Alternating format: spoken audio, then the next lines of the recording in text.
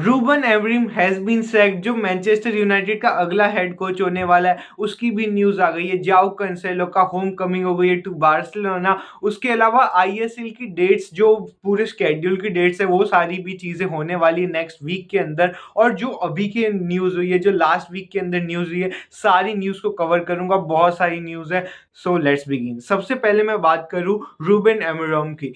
तो हम सबको पता है कि इतना ज्यादा अच्छा कैंपेन उनका नहीं चल रहा था। मैनचेस्टर यूनाइटेड इतना ज्यादा अच्छा नहीं खेल रही थी, लेकिन स्टिल मैनचेस्टर यूनाइटेड ने ये गलती करी। अगर तुम इतने ज्यादा रेप्यूटेड लाते हो हेड कोच को, तो उन्हें टाइम देना चाहिए। अब मैनचेस्टर यूनाइटेड, हम सबको पता है, मैनेजर्स लाता है, सैक करता है। मैनचेस्टर यूनाइटेड प्रीमियर लीग के अंदर पिछले सीजन से ज्यादा खराब फिनिश करती है। अब पिछले सीजन से ज्यादा ही ठीक खेल रही थी, ऐसा कुछ लोग बोल रहे थे, लेकिन हम सबको पता है कि स्टैट्स, पॉइंट्स टेबल सब में बहुत ही खराब। और हम सबको पता है कि मैनचेस्टर यूनाइटेड ने खराब खेला है आफ्टर सर एलेक्स फर्ग्यूसन। अब तो डेकेड होने वाला है जब से मैनचेस्टर यूनाइटेड ने कुछ भी नहीं किया, बहुत ही ज्यादा खराब किया। यूसीएल वगैरह की तो बात ही नहीं है, मतलब वो तो छोड़ ही दो, प्रीमियर लीग के अंदर भी कुछ भी नहीं कर पा रही मैनचेस्टर यूनाइटेड। उसके अलावा अगर उन्हें दूसरा कोई हेड कोच लाना है, तो उन्होंने सबसे पहले ये चीज बोली कि जो उनका अंडर रेटिंग का कोच है मैनचेस्टर यूनाइटेड का, उन्हें प्रमोट करके ये टीम दे सकते हैं, जो कि मेरे हिसाब से अच्छी चॉइस नहीं है। क्योंकि अगर तुम उनके देखो असिस्टेंट कोच वगैरह,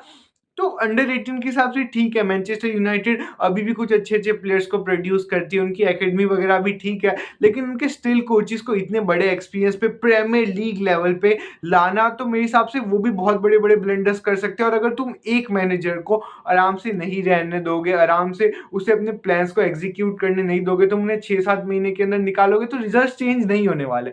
कोई भी मैनेजर ऐसा नहीं होगा कि आएगा and snap winning win win win streak premier league में टॉप 4 में चलेगा, ऐसा कोई भी मैनेजर नहीं कर पाएगा।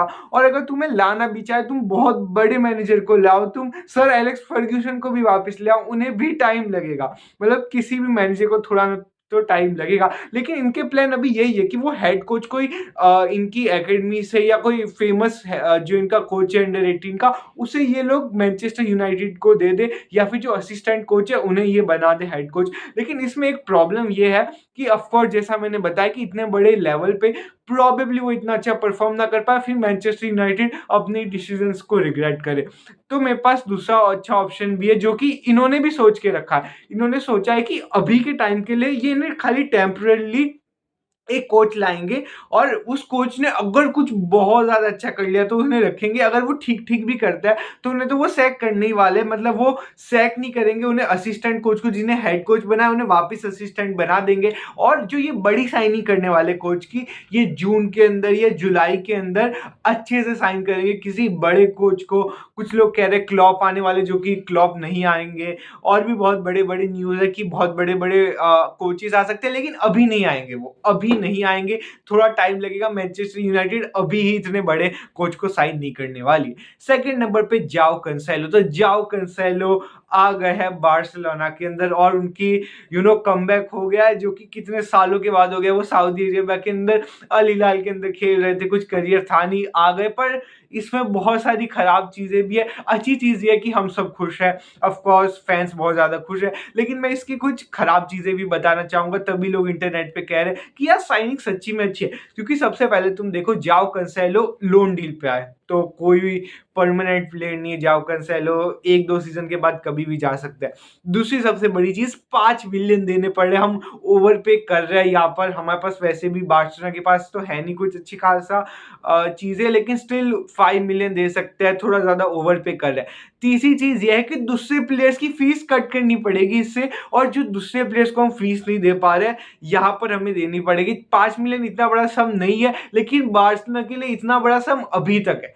थर्ड चीज है जो उनको खराब कर रखा है जाओ कैंसेलो की आने पे, कि उनकी सही में कोई प्लेइंग 11 के अंदर अच्छी पोजीशन नहीं बन रही। और क्यों नहीं बन रही ये भी एक्सप्लेन करता हूं। अगर तुम देखो तो कोई और मैनेजर होता तो प्रोबेबली अच्छे प्लेयर है जाओ कैंसेलो, अगर तुम उन्हें बेंच पे बिठाओ कभी कभी खिला सकते हो, बहुत सारे चांसेस है। लेकिन प्रॉब्लम सबसे बड़ी ये है कि हांसी फ्लिक प्रोबेबली नहीं खिलाएंगे। उनके पास जो अभी स्ट्रॉन्ग डिफेंस थी, जो कि डिफेंस इतनी लैक कर रही थी कुछ चीजों को, लेकिन स्टिल प्रोबेबली वो नहीं खिलाएंगे। बेंच पर ज्यादातर बैठना पड़ेगा उन्हें। और कुछ प्लेयर्स है जो कि सच्ची में पिच पे खेलते थे, कुछ अच्छे सब्स्टिट्यूट्स हो सकते हैं, उन प्लेयर्स की फीस में भी प्रॉब्लम आ रही है। तो जाओ कैंसेलो के जो पूरी साइनिंग है उसके कुछ ड्रॉबैक्स भी है, कुछ अच्छी चीज़ें भी है कि फैंस को खुश कर दिया, लेकिन स्टिल ये साइनिंग बहुत ज़्यादा अच्छी नहीं है।